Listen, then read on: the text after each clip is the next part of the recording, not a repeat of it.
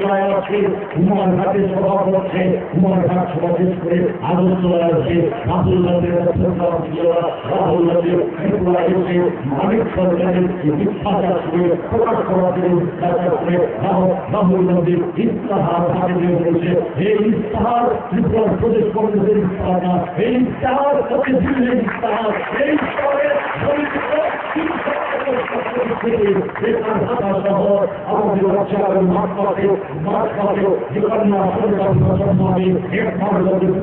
পর্যন্ত আমাদেরকে 50,000 1 লক্ষ টাকা 30 পর্যন্ত সব টাকার মধ্যে দ্রুত রূপায়িত হবে। কেন্দ্র থেকে টাকার জন্য হবে না, টাকার জন্য ভাবতে হবে না। বেকার ভাতা সহ 1 টাকা বেশি করে গরিব মানুষকে চাল সহ 7.5 কেজি চাল সহ ওই বেকার বছরে 150 দিনের কাজ 200 টাকা হাজিরা সহ সমস্ত কর্মসূচি প্রতিপালন করা হবে।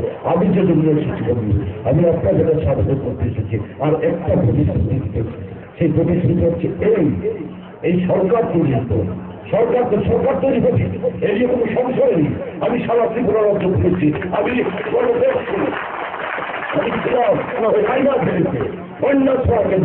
আমি বন্যা সরাসকে গিয়ে উঠতে করেছিল হাজার হাজার উপজাতীয় মানুষ মা বলে নাচতে নাচতে সবাই এসেছিল।